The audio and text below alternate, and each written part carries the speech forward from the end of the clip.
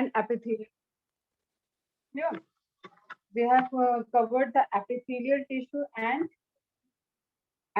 connective tissue. Different type of connective tissue में हमने देखा कि blood tissue भी है, मतलब liquid type के भी connective tissue है, and then आपके hard type के भी connective tissue है, then आपके डिफरेंट टाइप के कनेक्टिव टिश्यू में भी एक आपने लेयरिंग वाले कनेक्टिव टिश्यू देखे जिसमें कि आपका आ जा रहा था एरियोलर और adipose tissue.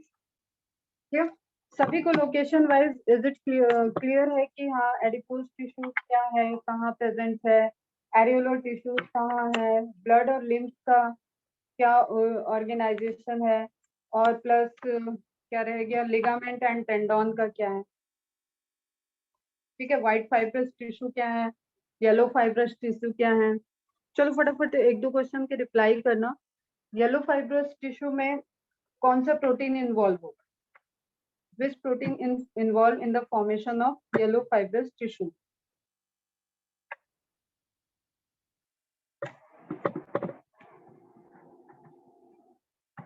Elastin, very good. ठीक है, कैसा होगा बेटा? हार्ड होगा या इलास्टिसिटी होगी इसमें?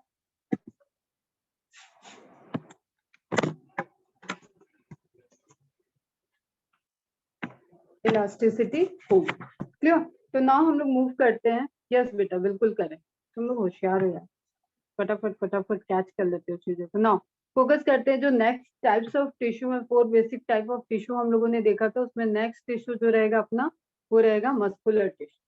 ठीक, आज ही मस्कुलर टिश्यू और नर्वस टिश्यू दोनों ही कवर कर देंगे और खत्म करते हैं इस चैप्टर। एकदम अटेंटिव वे में सुनना। मस्कुलर टिश्यू इट मीन्स कि आपको जो भी अपने बॉडी के मसल्स से रिलेटेड आप देख रहे हो, मतलब एक फ्रेमवर्क मैंने बोला था, फ्रेम स्ट्रक्चर ऑफ बॉडी वो स्केलेटन सिस्टम डिसाइड करता है। एंड जो एक्चुअली सबके अंदर अगर स्केलेटन सबका मसल्स हटा दो, मस्कुलेचर हटा दो, तो आप कंकाल से नहीं आइडेंटिफाई करोगे, किसी के स्केलेटन से आइडेंटिफाई नहीं कर पाओगे कि वो एक्सटर्नल अपीयरेंस में कैसा था। Are you getting my point? तो अगर आप सबका ये मस्कुलेचर और स्किन का कलर टोन ये सारी चीजें हटा देते हो तो अंदर आपको स्केलेटल सिस्टम दिखेगा, और स्किन की कवरिंग सिर्फ हटाते हो तो which portion covered the skeleton are known as the musculature structure along with the connective tissue. ठीक है बेटा, समझ में आ रहा है? और मसल्स वैसे भी तुम लोग सब समझते हो, बाइसेप ट्राइसेप जिम विम जाते होगे या सुनते होगे, इंटरेस्टेड होगे तो सुना होगा ये सब। तो मस्कुलर टिश्यू, एक मिनट बेटा अपने आप को अनम्यूट, चलो ठीक है।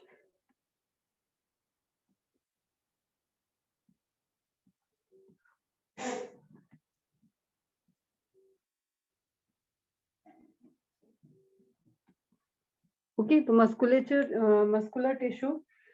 Tissue is distinguished from the other tissue by its unique ability to contract and relax. अब ब्लड आपका कॉन्ट्रैक्ट और रिलैक्स नहीं करता, स्केलेटन आपका कॉन्ट्रैक्ट और रिलैक्स नहीं करता, लेकिन जो आपका मस्कुलर टिश्यू है, जैसे आप हैंड मूव कर रहे हो तो हैंड के अंदर आपका ब्लड भी मूव कर रहा है, ब्लड की सप्लाई भी है, और वहां पे आपके कनेक्टिव टिश्यू में एडिपोज एरियोलर लेयर भी प्रेजेंट है। ऊपर की तरफ आपके हैंड में एपिडर्मल लेयर एपिथेलियल टिश्यूज भी प्रेजेंट है, लेकिन एक्चुअली जो हाथ को मूव करा पा रहा है that is the contraction of muscles. अगर कॉन्ट्रैक्शन ऑफ मसल्स नहीं होंगे तो आप मूवमेंट ऑफ हैंड नहीं कर सकते, मूवमेंट ऑफ लिम्स नहीं कर सकते, पैरों को मूव नहीं करा सकते। क्लियर? तो यूनिक एबिलिटी, ये इनकी कैरेक्टरिस्टिक फीचर में आ गया कि they have unique ability to contract और relax and thereby perform mechanical work. और ये एक तरीके से क्या हो गया? मैकेनिकल वर्क हो गया। It is responsible for movement of body organs and location of body.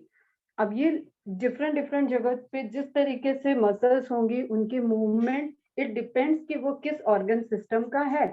वो वॉलंटरी भी हो सकता है, मीन्स आपके इच्छा अनुसार वॉलंटरी, आपने चाहा तो अपना हैंड मूव करा लिया, आपने चाहा तो आपने पैर मूव करा लिया। क्लियर? लेकिन क्या आपके चाहने से आपका हार्ट बीट हो रहा है? क्या आपके चाहने से आपके लंग्स वर्क कर रहे हैं? क्या आपके चाहने से एसोफेगस का मूवमेंट हो रहा है? स्टमक क्या आपके चाहने से मूव कर रहा है? नहीं, ठीक है। There are certain organ system which doesn't work according to your willingness, आपके विलिंगनेस से नहीं हो रहा है, तो वो मसल्स क्या हो जाती हैं बेटा? Non involuntary. Are you getting my point? एक तो आपने अपने इच्छानुसार मूव करा लिया, जिसमें आप मूवमेंट को ला सकते हो। लोकोमोशन एंड मूवमेंट चैप्टर में आपको मस्कुलर मूवमेंट पढ़ना है, स्केलेटन मूवमेंट पढ़ना है, तो आप मूव करा रहे हो, ठीक है। आपने डिस्प्लेसमेंट लिया, आप खड़े खड़े खड़े खड़े आप अपने हैंड मूव करा रहे हो, that is not the locomotion. आप पैर एक जगह पे खड़े होके हिला रहे हो, that is not the locomotion. लेकिन आप एक जगह से एक पैर उठा के आगे बढ़ गए, आपने डिस्प्लेसमेंट किया है। लोकोमोशन मूवमेंट विद डिस्प्लेसमेंट, आपने डिस्टेंस कवर की, तो that is known as locomotion. तो उसमें स्केलेटन सिस्टम भी रोल प्ले करेगा, उसमें मस्कुलर सिस्टम भी रोल प्ले करेगा, and that is the part of your 11th human physiology, locomotion and movement chapter. So muscular tissue is distinguished from other tissue by its unique ability to contract and relax and thereby perform mechanical work. It is responsible for movement of body organs and location of body. Clear है? ठीक है, different location पे इनका function differently हो सकता है, that is not restricted. General structure of muscles की बात करें, the structure unit of muscles tissue is the muscle cells.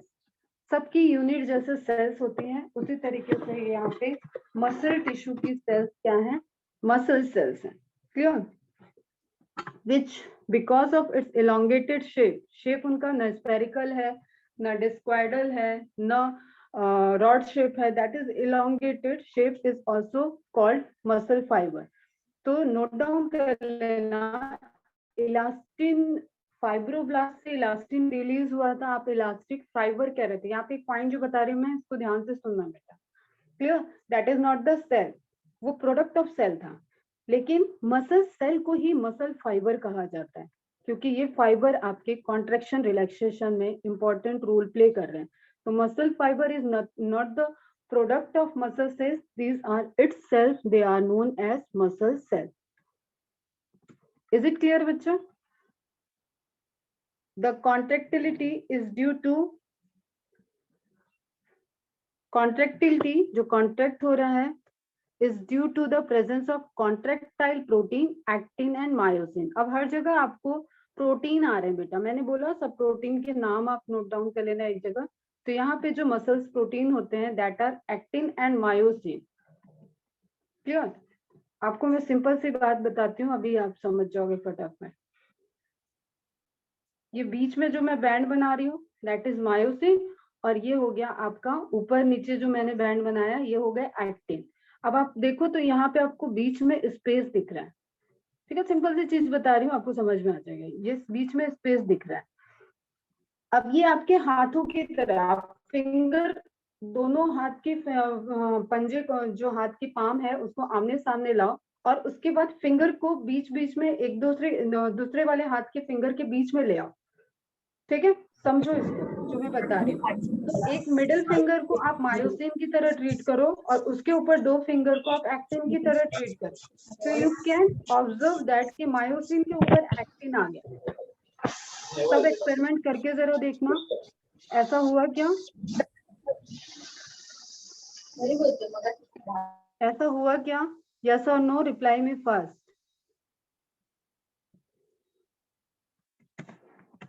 ऐसा हुआ क्या बच्चा?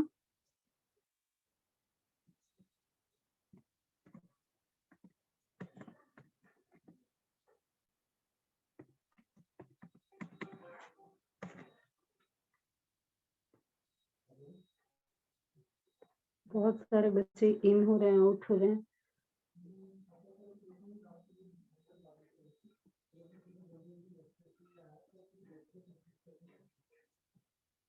हुआ क्या सबके साथ? सबने करके देखा? यस बेटा, हुआ ना।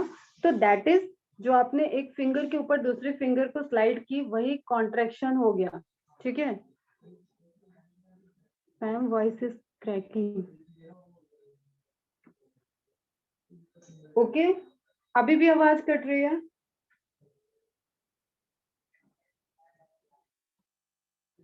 ठीक है, क्लियर आ रही है ना? हाँ बेटा सुनो, तो वही क्या हो गया, आपके मसल्स फाइबर्स के प्रोटीन हो गए। Protein are different type, actin and myosin. Now focus here. देखो बेटा, यहाँ पे अगर मैं इस पे मार्क करूं, यहाँ पे मार्क करूं, तो इसको यही स्पेस मिल रहा है जो ये कवर करेगा। तो कॉन्ट्रेक्शन में ये रेड वाली लाइन इधर आ जाएगी, ये रेड वाली लाइन इधर आ जाएगी, बीच का गैप खत्म। रिलैक्सेशन में ये अगेन दूर चली जाएगी, ये अगेन दूर हो जाएगी।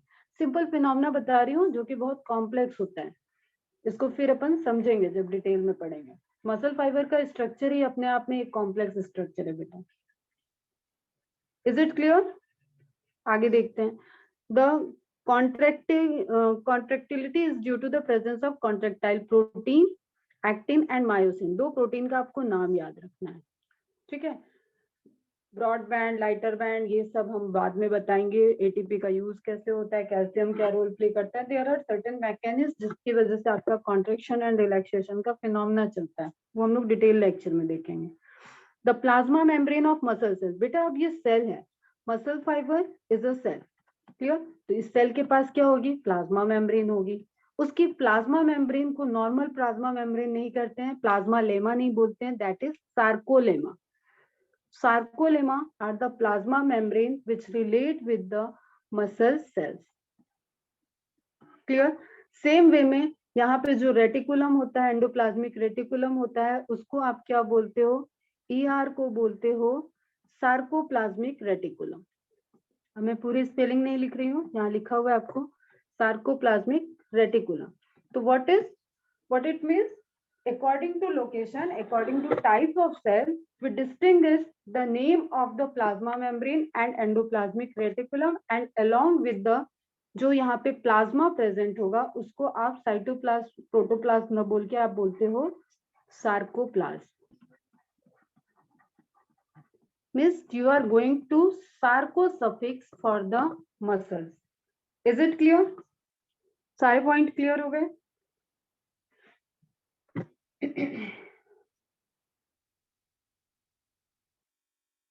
आगे बढ़ रहे हैं हम। Very good. और ये बहुत बेटा थोड़ा सा टफ पोर्शन है, अगर ये आपको समझ में आ रहा है ना तो आप इतना बस समझना कि हाँ you are ready to go further, आप आगे के लिए पढ़ने के लिए एकदम रेडी हो रहे हो। अगर सिर्फ मैं आपको यहाँ पे इमेज इंट्रोड्यूस कर दूं ना मसल फाइबर की डेप्थनेस कैसे है, तो आपको थोड़ी सी घबराहट हो जाएगी, बहुत डीप है ये। इस स्ट्रक्चर की स्टडी बहुत अच्छी है, इंपॉर्टेंट है कि muscular movement, how you can move. बेटा बस सोच के ही देखो, इंटरनल तो जो मैकेनिज्म चल रही है वो चल ही रही है। How you can move your hand, how you can move your feet, clear? वो सब इंपॉर्टेंट चीज है बेटा। चलो अब टाइप्स ऑफ मसल्स पे आ जाते हैं। अभी तो मसल्स के स्ट्रक्चर क्या फ्लो चला अपना, मसल्स के स्ट्रक्चर में हमने देखा मसल सेल्स जो थी वो मसल फाइबर है। ओ शिट, रिकॉर्डिंग ऑन नहीं किया शायद आज मैंने, चल रही है। Muscle fibre and muscle fibre के अंदर हमने डिफरेंट टाइप टर्म देखा, उसमें मसल फाइबर ही मसल सेल्स हैं। सार्कोप्लास्ट, सार्कोप्लास्ट, sarcoplasmic reticulum, sarcolemma, these are the terms of related to cytoplasm, endoplasmic reticulum and plasma membrane or muscle cells. ठीक है? Now we move forward for the study of the types of muscle cells. Muscle cells divided into 3 broad types. ठीक है? Striated muscles, रेखित मांसपेशियां, इनका Hindi word बड़ा अच्छा है, Hindi word से एकदम आपको क्लियर समझ में आता है। रेखित, आरेखित, अब कार्डियक का हिंदी तो क्या पता नहीं मेरे को, शायद हृदय मांसपेशी होगा, तो कार्डियक मसल्स, ठीक है? हिंदी में क्या बोलेंगे इसको, हो सकता है this is related to heart, but मांसपेशी में हृदय मांसपेशी बोलते हैं या क्या, वो देखती हूँ मैं एक बार। तो स्ट्रेटेड मसल्स और नॉन स्ट्रेटेड मसल्स, क्योंकि आप लाइन वर्ड यूज करते हो ना, रेखा रेखा, तो रेखित मांसपेशियां हैं, लाइन है मांसपेशियों पे, तो वो हो जाएगा स्ट्रेटेड मसल्स। लाइंस नहीं है तो वो हो जाएगा अनस्ट्रेटेड मसल्स। क्लियर बच्चों? एकदम एक एक पॉइंट। तो 3 टाइप्स ऑफ मसल्स हो गए, striated muscles, non striated muscles and third one is cardiac muscles. अब नेम इंडिकेट कर रहा है कि जो कार्डियक मसल्स होगा that is related to only heart, सिर्फ और सिर्फ पूरे बॉडी में आपके कार्डियक मसल्स कहाँ होती है, हार्ट में होती है। And striated muscles and non striated muscles को थोड़ा सा आप पढ़ लो।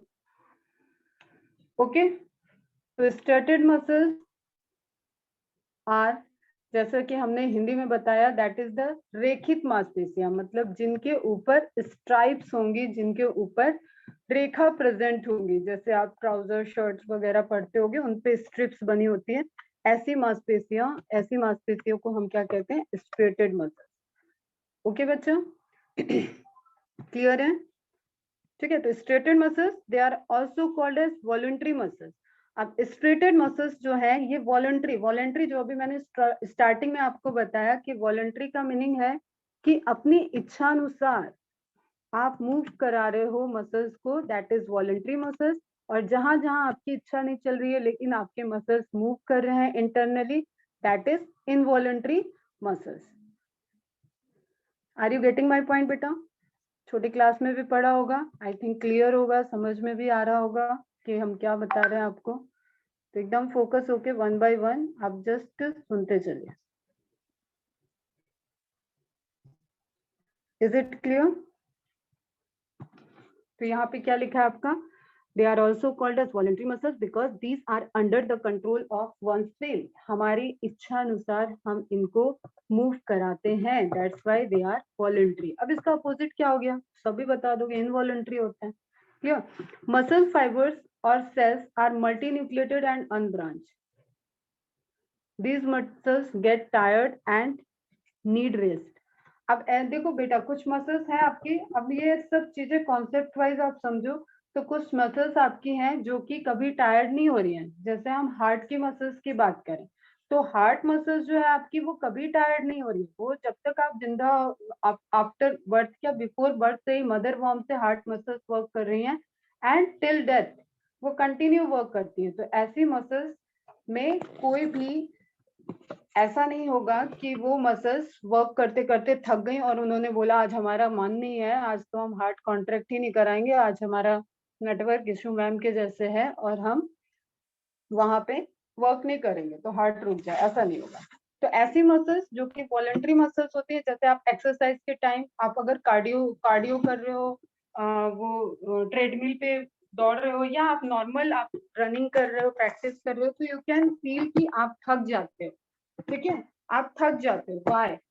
वाई बिकॉज जो मसल्स हैं वो वॉलंटरी मसल्स हैं और वो आपको थका देती है, वो मसल्स थकती हैं।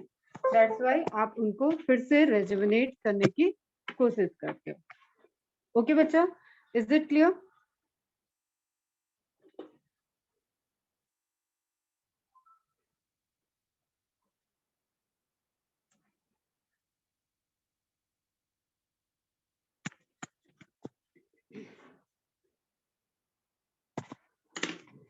क्लियर है बच्चा?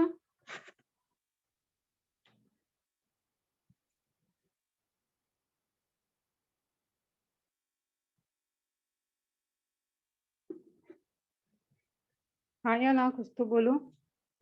नेटवर्क इशू हो रहा है क्या? आवाज जा रही है ना?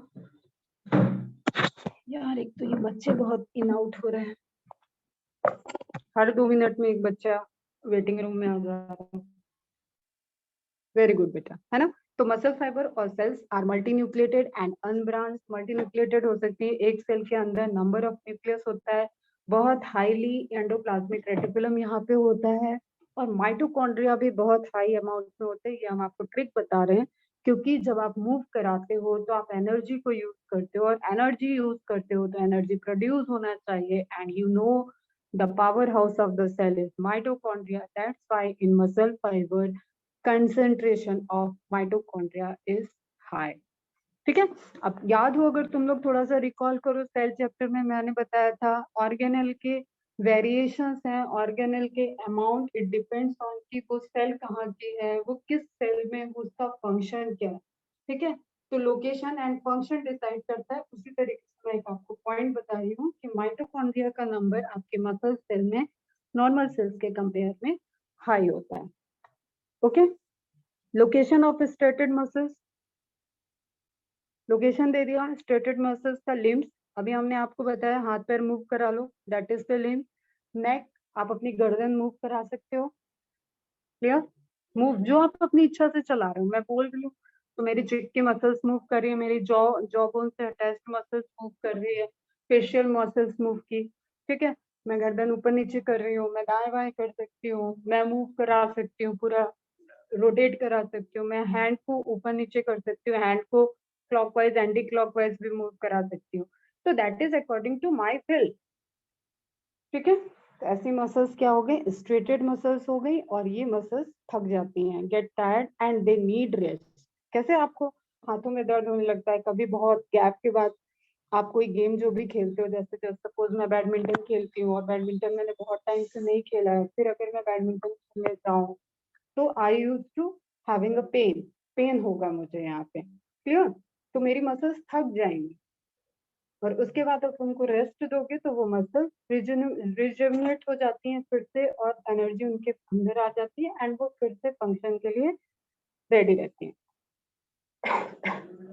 ओके बच्चा, तो अभी समझना हम लोगों ने कौन सी मसल्स देखी, स्ट्रेटेड मसल्स, ये वाली मसल्स देखी। इस मसल्स में हम देख रहे हैं ये लाइंस हैं, दैट इज स्ट्रिप है, इसको आप बोल रहे हो स्ट्रेटेड मसल्स। और मसल्स कई सारे मसल फाइबर से बन के होते, मिलके बने होते हैं। मसल फाइबर होंगे तो उनके पास आपकी क्या न्यूक्लियस होगा, मेम्ब्रेन होगा, प्लाज्मा होगा। तो यहाँ पे वर्ड देखो आपको मिल रहा है, सार्कोप्लास्ट, सार्कोलेमा एंड न्यूक्लियस, ठीक है। फिर एक्टिन मायोसिन बैंड को दिखाने की कोशिश यहाँ किया है, but that is not a clear image. Myofibril are made up of actin and myosin protein. अगर सिंपल से आपको जो कॉन्सेप्ट मैंने बताया ना स्टेप बाय स्टेप, वो भी समझ में आया है, दैट इज गुड। तो you can relate it with कि मस्कुलर मूवमेंट के लिए, अभी ध्यान से सुनना जो पॉइंट मैं बोलने जा रही हूँ, मस्कुलर मूवमेंट के लिए एक सेल नहीं रिस्पॉन्सिबल है, एक सेल नहीं रिस्पॉन्सिबल है, सेल के अंदर प्रेजेंट मायोफाइब्रिल रिस्पॉन्सिबल है। क्योंकि मैंने तुम्हें जो फिंगर मूवमेंट करा के एक एक्सपेरिमेंट कराया, उसमें यू कैन रिलेट, मैंने मायोसिन के ऊपर एक्टिन को मूव कराया। ओके बच्चा,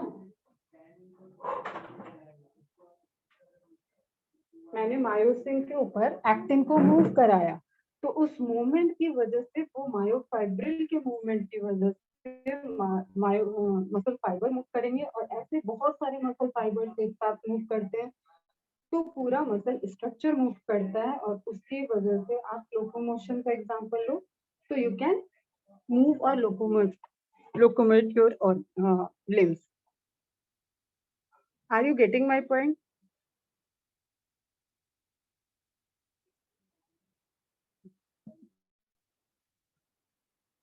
आवाज कम आ रही है, सबको कम आ रही है क्या?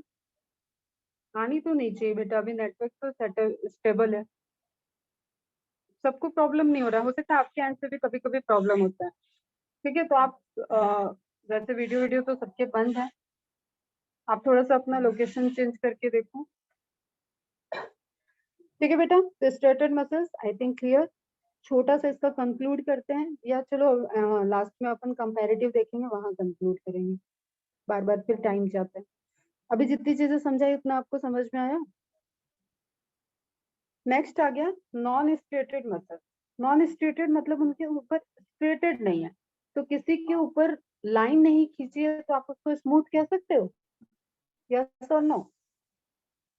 एकदम मक्खन मलाई की तरह समझो बेटा, और पहाड़ नहीं बनाना है, पहाड़ आगे है, वेट करेगा, पहाड़ आपका ह्यूमन फिजियोलॉजी में वेट कर रहा है जब आप मसल्स मूवमेंट पढ़ोगे।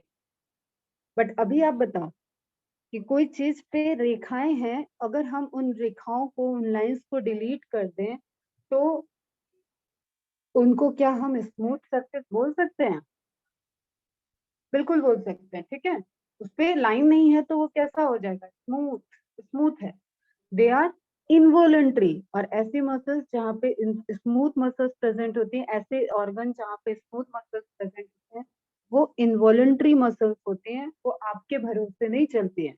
कुदरत ने ऐसा सिस्टम बना रखा है कि जो भी वाइटल ऑर्गन्स हैं, जैसे लंग्स हुआ, जैसे हार्ट हुआ, हार्ट तो चलो कार्डियक मसल में आ जाएगा, जैसे आपका स्टमक है, जैसे आपका एसोफेगस है, जैसे आपके स्मॉल इंटेस्टाइन है, तो you are not responsible to control that muscle, आपको बाहरी मसल्स, आप कुछ चीजें जैसे एब्डोमिनल, आप रामदेव बाबा की कपाल भाती करो, अनुलोम विलोम करो, तो आप अपनी इच्छा अनुसार थोड़ा सा एब्डोमिनल मसल्स को वहां पे इन्वॉल्व कर सकते हो। लेकिन जब आपने फूड खाया और फूड खाने के बाद आपका फूड अंदर पास ऑन हो रहा है और वो डाइजेस्ट हो रहा है, at that time you are not controlling your muscular movement, internal muscles आपके कंट्रोल में नहीं है। it indicates कि इन सारी जगह पे स्मूथ मसल्स प्रेजेंट है। Are you getting my point? तो इनवॉलेंट्री स्मूथ मसल्स हो गए। these muscles fibers are uninucleated, striated muscles multinucleated थी। अभी आपको एक इमेज में भी आपने देखा, यहाँ पे न्यूक्लियस आपको एक से ज्यादा दिखा था, ठीक है? Focus on that, one nucleus, 1 and 2, clear? ये है स्मूथ मसल्स। स्मूथ मसल्स में अब ये क्योंकि इमेज बनाया है तो इसमें तुम्हें लाइन दिख रही है, that is not like striated. Striated वाली लाइन नहीं है, वो थोड़ा डिजाइनिंग करने में जैसे बांस की बैम्बू लीफ होती है उस तरीके से स्ट्रक्चर बना देते हैं इसका, क्लियर? तो फोकस ऑन न्यूक्लियस, जब जो बताएं उस चीज पे फोकस करो। तो यहाँ पे आपको कई न्यूक्लियस दिख रहा है, एक सार्कोप्लास्ट के अंदर आपको 2 न्यूक्लियस इस इमेज में दिख रहा है। लेकिन इधर आप देखो राइट साइड वाली इसमें नॉन स्ट्रेटेड की है, स्मूथ मसल्स की है। और एक आइडेंटिफिकेशन और होता है स्मूथ मसल्स का कि they have tapering end, they have tapering end, नुकीला, ठीक है, pointed end. Are you getting my point बेटा? ये भी होता है स्मूथ मसल्स का फीचर। और सबसे बड़ा तो यही है कि वो इनवॉलेंट्री मूव करते हैं। दीदी एंटरिंग द वेटिंग रूम, चलो आ जाओ बेटा, तुम लोग के भी नेटवर्क अप डाउन हो रहे हैं।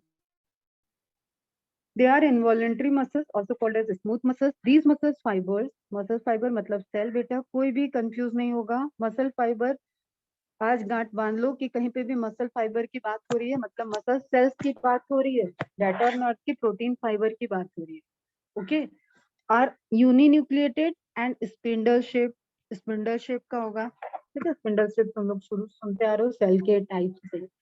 दे are not enclosed by sarcolemma, but not enclosed by sarcolemma, clear? Plasma membrane is okay for that, but many fibers are joined together in bundles, क्योंकि बहुत सारे फाइबर्स आपस में ज्वाइंट होंगे और एक बंडल की तरह वर्क करेंगे, तभी यहाँ पे जो कॉन्ट्रेक्शन रिलैक्सेशन होगा वो एक साथ सारे मसल्स एक साथ कॉन्ट्रैक्ट एंड रिलैक्स करेंगे और ये नर्वस सप्लाई से कंट्रोल होंगे। अपना लिम्स मूवमेंट भी नर्वस सप्लाई से कंट्रोल है, लेकिन उसमें साथ साथ हमारी इच्छा भी है। हम ब्रेन को सिग्नल दे रहे हैं कि we want to move my hand, ठीक है? रिफ्लेक्स एक्शन भी जैसे समझो कि तुम किचन में गए, मम्मी कुछ कुकिंग कर रही हो और तुमने भी कहा मम्मी मैं देखूं देखूं, और तुम्हारा तवे से या कुकर से या किसी गर्म सरफेस से हाथ टच हुआ तो तुमने बहुत तेजी से उसको हटा लिया। तो हटाया अपनी इच्छा से, ब्रेन को भी इन्वॉल्व किया, नर्वस सिस्टम भी इन्वॉल्व है, आपकी विलिंगनेस भी इन्वॉल्व है, एंड तब आपने मस्कुलर मूवमेंट कराया तो वो आपका हाथ वहां से हटा। लेकिन ये अगर आप सोचने में टाइम लोगे ना, इसको एग्जीक्यूट करने में टाइम लोगे, तब तक आप एक जल जाओगे। तो कुछ चीजें होती है जो अभी शायद मैं सही से तुम्हें डिटेल में एक्सप्लेन ना कर पाऊँ क्योंकि इन सब के पीछे फिनोमेना है। तो बस आपको समझना है कि there is range of muscular system जहाँ पे आप मसल मूवमेंट अपनी इच्छा अनुसार और अनिच्छा से भी मूवमेंट अंदर चल रहा है। तो जब आप स्मूथ मसल्स की बात करते हो तो वो ऐसे एक कवरिंग में प्लाज्मा मेम्ब्रेन जैसी एक सार्कोलेमा टाइप की कवरिंग नहीं है, बल्कि सर्टेन पॉइंट पे वो अटैच्ड होते हुए चलेंगे दूसरे मसल फाइबर से, and then they contract and relax. As a resultant पूरे वहां पे एक मूवमेंट को वो पर्टिकुलर मूवमेंट को करते रहते हैं। जैसे आपने फूड को इनगल्फ किया, तो फूड इनगल्फ करने के बाद जो आपकी एसोफेगस की ट्यूब से जा रहा है, तो ये आपकी इच्छा पे नहीं है कि आप फूड को अभी यहीं रोक लो। अगर आपने च्यू कर लिया, मैकेनिकल डाइजेशन किया, आपने सलाइवा उसमें मिक्स हो गया है, तब वो फूड आगे की तरफ मूव करेगा ही करेगा, वो आपको पता नहीं चलता है, ठीक है? आप फूड को डिग्लूटिशन करने में मतलब swallowing करने में आप जरूर रोल प्ले कर रहे हो, लेकिन उसके बाद आप फूड को यहाँ नहीं रोक सकते, यहाँ नहीं रोक सकते, यहाँ नहीं रोक सकते, नहीं स्टमक में रोक सकते हो। ये सब अपने अकॉर्डिंग प्रोसेस करके फूड को आगे ट्रांसफर कर रहा है। अगर इतनी सी बात मेरी समझ में आई तो you can get the non striated muscles या smooth muscles.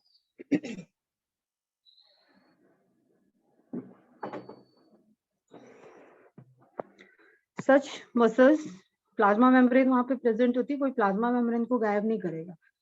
Such muscles are found in the walls of stomach. देखो एग्जांपल में आ गया, स्टमक की वॉल में, इंटेस्टाइन की वॉल में, यूरिनरी ब्लैडर में, ब्रोंकाई, आइरिस, आंख में, इन सभी जगह पे ये मसल्स प्रेजेंट होती हैं।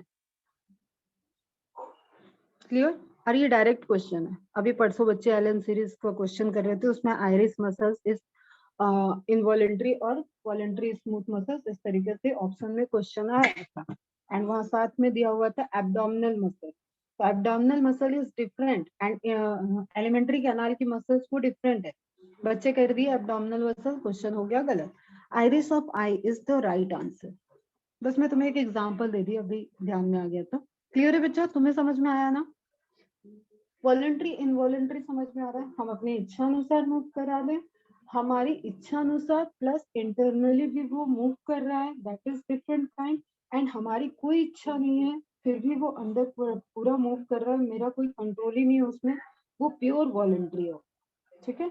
जब आप एब्डोमिनल मसल्स की बात करते हो, आप पेट को फुला पिचका सकते हो, डायफ्राम को मूव करा सकते हो, दैट इज वॉलेंट्री, आप इच्छा अनुसार करा रहे हैं। लेकिन उसी एब्डोमेन में कुछ मसल्स ऐसे भी हैं जो स्मूथ है, वो इनवॉलेंट्री मूवमेंट कर, तो resultant of involuntary and voluntary movement है, तो वो प्योर वॉलेंट्री नहीं।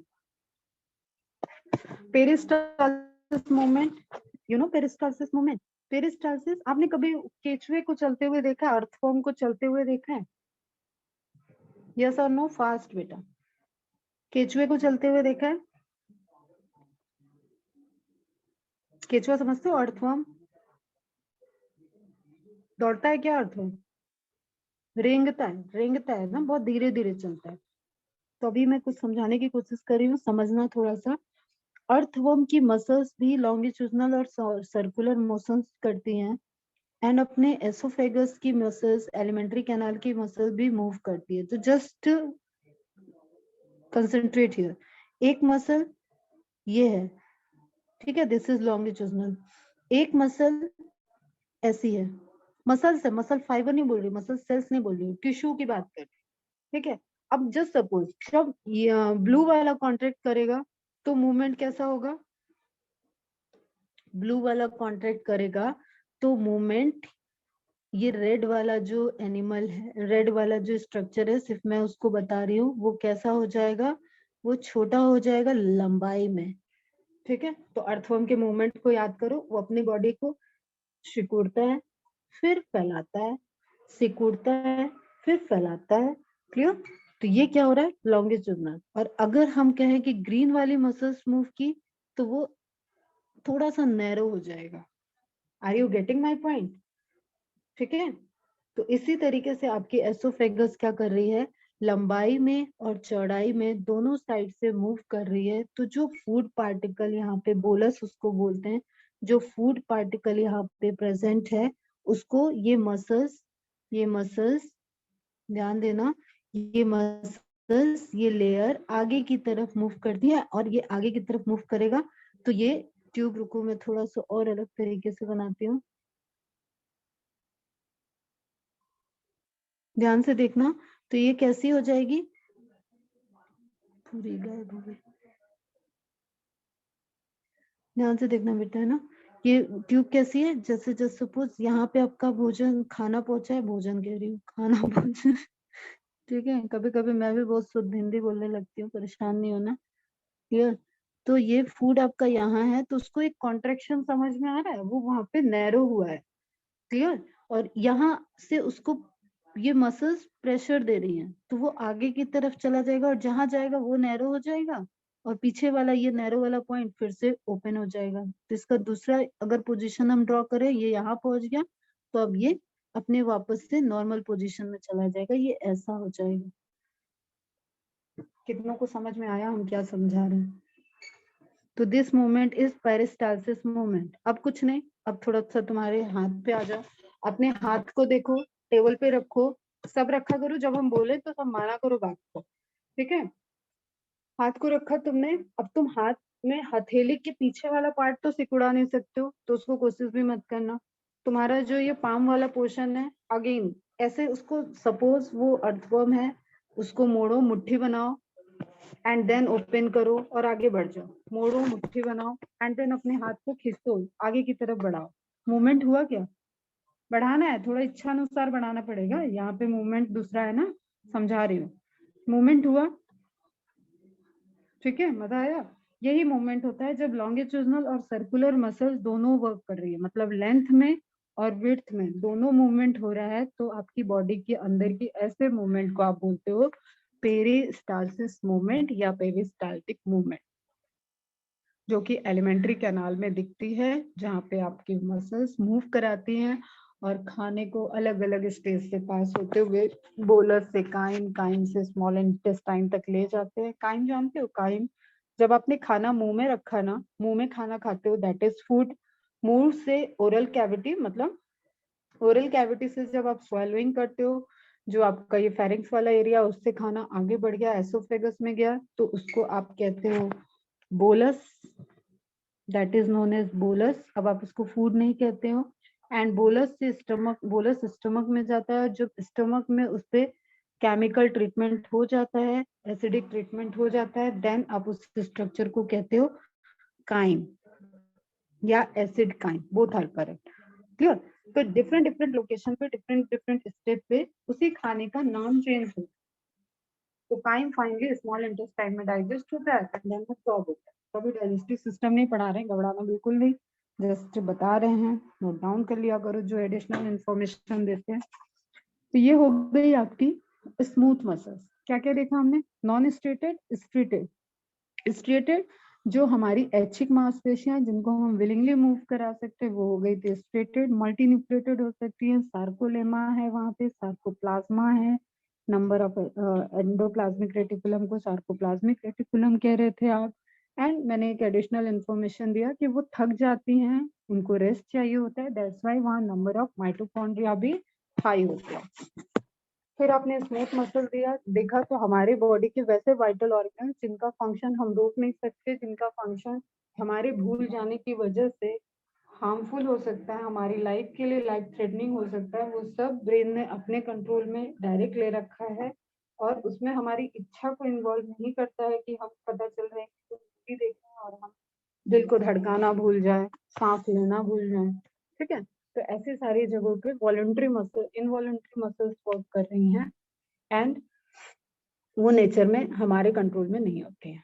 Now third one is cardiac muscles and you all know. अब मुझे इनवॉलंटरी वॉलंटरी में बताने की जरूरत नहीं है। कार्डियक मसल्स कैसी होगी, वॉलंटरी या इनवॉलंटरी, ये तो तुम बता दो, लिखा भी हुआ है लेकिन समझ के बताओ। Cardiac muscle, cardiac means heart. Heart muscles कैसी होंगी? हार्ट मसल्स नेचर में कैसे होंगी, वॉलंटरी या इनवॉलंटरी?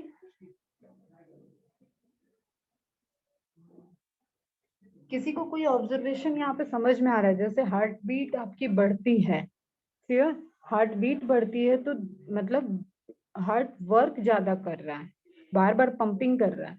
इट डजंट मीन कि आप उसको पंप करा रहे हैं, ठीक है? वो आपके कंट्रोल में नहीं है, वो आपकी एक्टिविटी की वजह से, आपके डर की वजह से या आपके भागने की वजह से, किसी एक्टिविटी की वजह से हार्ट बीट बढ़ी है। So cardiac muscles are also involuntary muscles only found in the walls of heart. सिर्फ एक ही लोकेशन है इनका, हार्ट में पाए जाते हैं, मतलब एक ही ऑर्गन है, लोकेशन तो फिर हार्ट भी बहुत कॉम्प्लेक्स है बेटा। तो हार्ट की मसल्स को आप क्या कहते हो, कार्डियक मसल्स। अब इनका जो स्ट्रक्चर होता है, देखो एक टर्म आ गया इनवॉलेंट्री, मतलब ये स्मूथ से भी रिलेटेड है, और स्ट्रेटेड मतलब स्ट्रिप है, तो इनको क्या आप कहोगे, इन बिटवीन कहेंगे। कार्डियक मसल्स जो होती हैं वो स्मूथ और स्ट्रेटेड मसल्स के बीच में है, स्ट्रेटेड एंड नॉन स्ट्रेटेड के इन बिटवीन है। only found in the walls of heart, their structure is in between the striated and non-striated muscles. ठीक है? अब आप यहाँ पे देखो बेटा, इस इमेज को देखो तो आपको समझ में आएगा मैं क्या बोल रही हूँ। ये स्ट्रक्चर जो दिख रहा है आपको, यहाँ पे बहुत सारे मसल्स आपको रेखित मांसपेशियां दिख रही है। रेखा को हम अंडरलाइन कर रहे हैं, तुम उसको देखो, रेखा को देखो, ओके? दिस आर रेखित मांसपेशियां, क्लियर? और यहाँ पे तुम, अभी इस इमेज में बहुत क्लियर नहीं है, लेकिन एक मिनट में रेखा को हटाऊं। रेखा सबको समझ में आ गया ना? रेखित मांसपेशियां, स्ट्रिप्स दिख रहे हैं यहाँ पे, बहुत फाइन स्मूथ नहीं है, लेकिन यहाँ पे ये एक मसल फाइबर दूसरे मसल फाइबर से जुड़ी हुई है जगह जगह। देखो ये कनेक्शन है, ये कनेक्शन है। जुड़ा तो हर कोई, हर एनिमल सेल है, ये कुछ ऐसे जुड़ी हुई है, यहाँ नहीं जुड़ी थी, सॉरी, ठीक है, यहाँ नहीं जुड़ी है, ये कुछ ऐसी जुड़ी हुई हैं जो इनके फंक्शन से रिलेटेड है। तो you try to understand my point बेटा, ठीक है? They are joined together with the help of intercalated disc. इनको बोलते हैं intercalated disc।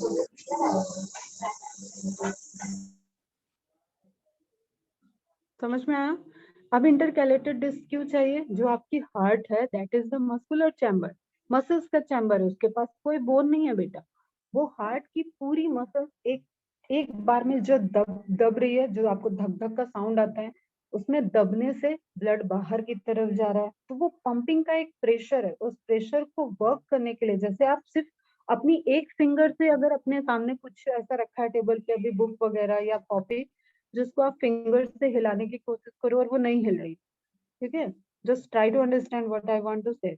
लेकिन आप पूरी अपनी पांचों फिंगर या मुट्ठी बना लो या पूरा हाथ और यूज करो, बंडल ऑफ बुक रख लो, ठीक है, या कुछ भी जो आपसे सरक नहीं रहा हो, फिंगर से नहीं, जिसको आप मूव करा पढ़ सकते हो, लेकिन जब आपने उसको पूरे हाथ से मूव कराया तो मूव हो गया। दैट इज रिलेटेड कि कई सारी मसल्स, अब इन फिंगर को आप मसल्स समझ लो, कई सारी मसल सेल्स के बने हुए कनेक्शन आपस में इंटरकलेटेड होके जब पंप करते हैं, जब वर्क करते हैं, तब आपके हार्ट से ब्लड की सप्लाई बाहर आती है। और वो पंपिंग इतनी अच्छी होनी चाहिए कि आपका हार्ट जो कि ऊपर है, और उससे जो सप्लाई आपके पैरों के अंगूठे तक जा रही है, नाखून तक सप्लाई, मतलब लिविंग पोर्शन तक, वहां तक सप्लाई को मेंटेन करना है। बीच में कहीं कोई पंपिंग मशीन नहीं है, यू नो, बॉडी में एक ही पंपिंग मशीन है, that is heart.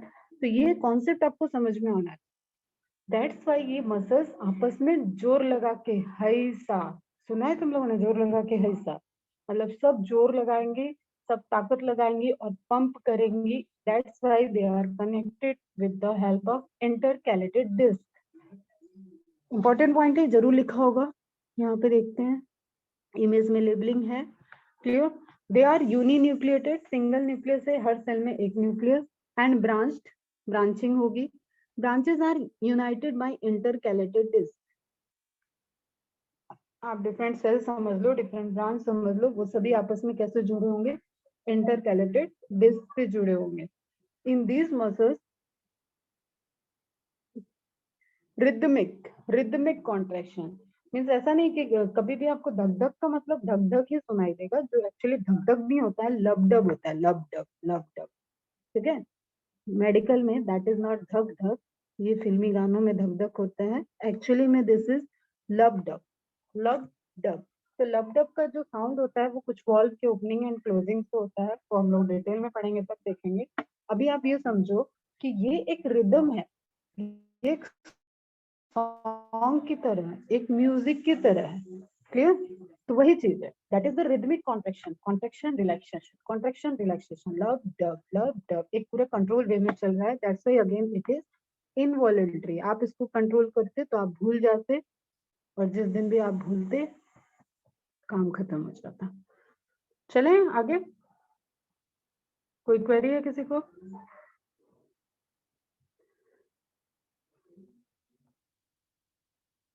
Any query बच्चा? थोड़ा सा पढ़ा दूं और चलो ये कंपैरेटिव कर लेते हैं, नर्वस टिश्यू फिर कल देख लेंगे। साहिल को कोई क्वेरी नहीं है? साहिल बेटा सब समझ में आ रहा है?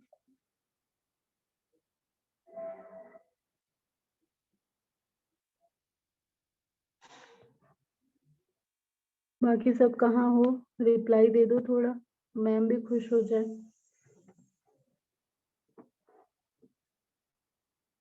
देवाशीष, एकता, ईरा, हर्ष, हर्षिता, मैत्री, मुनीत, नेहल, निधीश, पार्थवी, प्रमेश बेटा आपको समझ में आ रहा है?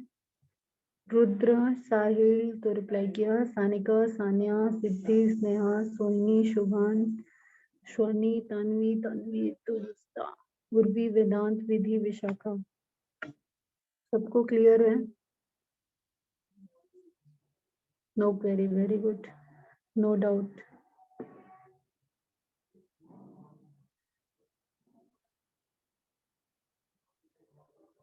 ओके बेटा, वेरी गुड। ठीक है, समझ गए हो? मतलब अभी देखो अपना मास्टर स्ट्रोक बाकी है, जो अपन टेबल फॉर्म में उसको समराइज करते हैं, वो स्ट्रोक बाकी है। आप जनरल अगर समझ गए और कुछ रह गया होगा तो आपका यहाँ से कवर हो जाएगा।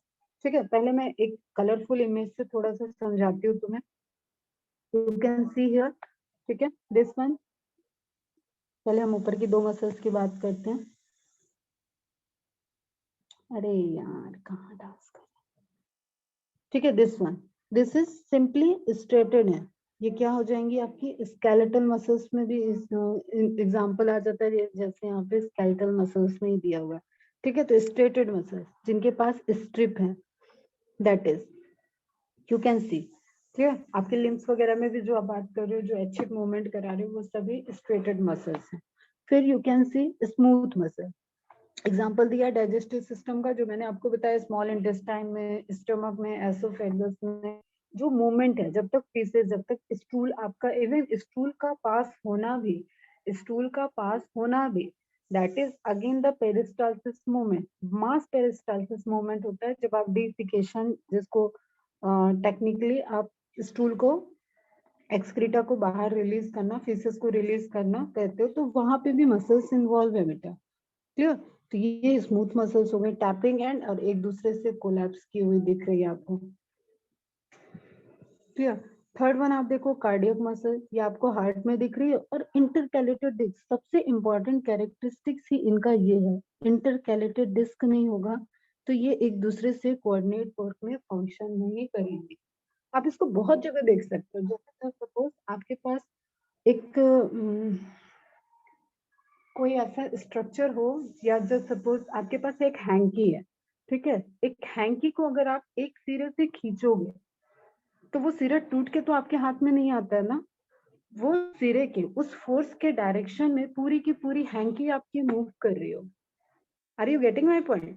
क्यों? क्योंकि उस हैंकी के थ्रेड, आप हैंकी के थ्रेड देखना, वो आपस में गुथे हुए हैं, वो आपस में उलझे हुए हैं, वो आपस में एक तरीके से पूरे सिले हुए हैं।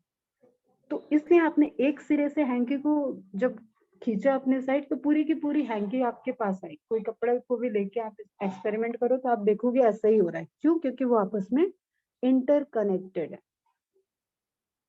ठीक है, तो तीनों मेन डिफरेंस को समझो। नाउ एक बार कंपैरेटिव देख लेते हैं, striated, unstriped and cardiac muscles. Again first characteristic देखो, मायोफाइब्रिल्स। मायोफाइब्रिल मतलब एक्टिन एंड मायोसिन वाला लिगामेंट, और सॉरी लिगामेंट नहीं, जो एक स्ट्रक्चर आपको प्रोटीन का स्ट्रक्चर दिख रहा है, are large and show alternate light and dark band. अब लाइट एंड डार्क बैंड तो आपको पढ़ना पड़ेगा थोड़ा सा। ठीक है, मायोसिन वाला डार्क, एकदम जहाँ पे वो प्रोक्सिमिटी से होंगे टेस्ट, वो डार्क हो जाता है, जहाँ नहीं होंगे वो लाइट बैंड हो जाता है। मैं कल एक इमेज तो मैं ऐड कर दूंगी, थोड़ा सा और अच्छे से समझ में आ जाएगा। आज बस देख लेते हैं थोड़ा। अनस्टेटेड में क्या हो रहा है, myofibril are indistinct without light and dark band. Clear? Myofibril distinct with light and dark band, क्योंकि कार्डियक का कैरेक्टरिस्टिक्स हमेशा इन दोनों का मिक्स मिक्स सा होगा, ना टोटली एब्सेंट ना टोटली प्रेजेंट, कुछ इसकी होगी कुछ उसकी होगी। Each muscle cell is multinucleated, each muscle cell is uninucleated. अब ये वाली कैरेक्टरिस्टिक कार्डियक मसल ने इसकी ले ली, ये वाली कैरेक्टरिस्टिक कार्डियक मसल ने इसकी ले ली। क्लियर? इसलिए मैंने बताया था इन बिटवीन का ही होता है। Its fibers are arranged in the form of bundle. Fibre bundle के फॉर्म में है, मतलब सेल बंडल के फॉर्म में है। Fibre are arranged in the form of sheet, covering के फॉर्म में होंगे, शीट बना रहे होंगे, और दैट्स वाई वो आपस में मूव कराने में हेल्प करेंगे। Its fibre are arranged into the form of network. एक जो अभी आपको नेटवर्क का जाल दिखाया, इंटरकैलेटेड कनेक्टेड दिखाया, हैंगी का भी एग्जांपल दिखाया, तो इन सभी केसेस में आप देख सकते हो कि वहां पे एक पूरा नेटवर्क है, और वो नेटवर्क एक साथ वर्क कर रहा है। जैसे आपने हैंकी को पुश किया, खींचा, तो पूरी हैंकी आपकी तरफ खींची आएगी। Sarcolemma present, sarcolemma absent, sarcolemma present. Clear? Position, they occur in limb, tongue and body wall. टंग का एग्जाम्पल बहुत अच्छे से ध्यान रखना, टंग बड़ा जरूरी है बेटा, आपके बोलने पे तो बिना बंदूक गोली के रिश्ते टूट खत्म हो जाते हैं, तो tongues is also very important. उसके पास भी जो मसल्स है वो वॉलंटरी मसल है, आपकी इच्छानुसार चलती है वो, and tongue is a muscular structure. They occur in the walls of alimentary canal, striated unstriated में आ गया, वॉलंटरी वाली, इनवॉलंटरी वाली, ठीक है, alimentary canal, blood vessels extra, they occur in the walls of heart, cardiac का तो कोई इश्यू ही नहीं है। Working, that is important point होगा ये, under the control of our will, अपनी इच्छा अनुसार, ठीक है। गेट फैटिक, थक जाती है, can not remain contracted for a very long time, आप बहुत टाइम तक इनको कॉन्ट्रैक्ट नहीं रख सकते हो, ठीक है। विद रिस्पेक्ट टू अनस्ट्रेक्ड, आप देखो, they are not under our control, अपनी विलिंगनेस में नहीं है। डू नॉट गेट फैटिक, थक नहीं रही हैं। Can remain contracted for relatively longer time, अगर आप, अब इसको मैं एक एग्जांपल से बताऊं, क्या डिफिकेशन की प्रोसेस नहीं कर रहे हो या आपका खाना धीरे धीरे नीचे जा रहा है, तो वो आपके कॉन्ट्रेक्शन रिलैक्सेशन ऐसे फास्ट नहीं चल रहा है कि एक एक सेकंड में आपको कर दे। अगर आपका स्टमक के अंदर फूड है तो 4-5 घंटे वहां पे है, स्मॉल इंटेस्टाइन में डाइजेस्ट हो रहा है, तो वो 2-3 घंटे वहां पे रह सकता है। क्लियर? डिफरेंट डिफरेंट लोकेशन के अकॉर्डिंग ये कॉन्ट्रैक्ट होके रुक सकती हैं, एंड कॉन्ट्रेक्शन रिलैक्सेशन का अलग अलग फिनोमेना है बेटा इनका, लेकिन आप बस इतना समझो कि ये कॉन्ट्रैक्टेड रह सकती हैं, और आप कॉन्ट्रैक्टेड जो आप स्ट्रेटेड अपने, उनको भी आप अपनी इच्छा अनुसार कॉन्ट्रैक्ट करके रोक सकते हो। जैसे मैं कहूँ कि हाथ मोड़ के ऐसे रोक लो, तो तुम मोड़ के रोके रह सकते हो, लेकिन कितनी देर, ठीक है, कितनी देर करो, और उसमें एक तुम्हें दर्द सा फील होने लगेगा, ठीक है, वही फैटिगनेस वाली बात है। एंड हार्ट का तो अलग ही है, क्विक कॉन्ट्रैक्ट कर रहे हैं, रिलैक्स भी क्विक हो रहा है, पंपिंग कंटिन्यू चल रही है, तो एक रिदमिक वे में कॉन्ट्रैक्शन एंड रिलैक्सेशन का फिनोमेना हार्ट की मसल्स में चल रहा है। Is it clear? ठीक है, यहाँ पे स्ट्रेटेड का ही एक एग्जांपल दे दिया, स्केलेटल मसल, मतलब जो बोन से रिलेटेड होंगी मसल, जो बोन को मूव करा रहे हो, तभी आप लिम्स मूवमेंट में सारा पढ़ रहे हो ना बेटा, तो वो बोन अंदर कौन है, बाहर मसल्स हैं, और आप पूरा अपनी इच्छा अनुसार मूव करा रहे हो, ठीक है। लोकेशन दे दिया, एंड देन स्मूथ मसल्स में तो कोई कंफ्यूजन है नहीं, इनवॉलंटरी वाला इंपॉर्टेंट पॉइंट है, एंड कार्डियक मसल भी इनवॉलंटरी है। तो इन all the 3 types of muscles, 2 are involuntary in nature and 1 is voluntary in nature, and according to presence of these muscles, you can define that particular organs are the involuntary in function or voluntary in function. Okay बेटा, is it clear? nervous tissue कल करेंगे। Any query from there? Covered portion से कोई query है क्या किसी को? है तो फटाफट पूछ लो, उसके बाद हम एंड करते हैं लेक्चर को, एंड देन आप नेक्स्ट लेक्चर को ज्वाइन कर। और प्लीज सॉल्व द एक्सरसाइज 7। किसी का कल रिप्लाई नहीं आया था, आज मैं मैसेज करूंगी ग्रुप में, तभी तुम लोग रिप्लाई करो। चैप्टर खत्म, एक्सरसाइज सॉल्व करो और सेंड करो। चलो बेटा बताओ फास्ट, यस और नो, एनी क्वेरी?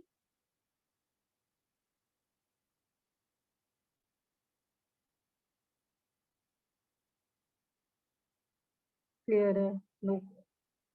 ओके बेटा, चलो इसको अच्छे से रिवाइज करना। यू शुड हैव क्वेरी, मैं खुद बता रही हूँ, इस क्वेश्चन से आपको क्वेरीज होनी चाहिए थी, ठीक है।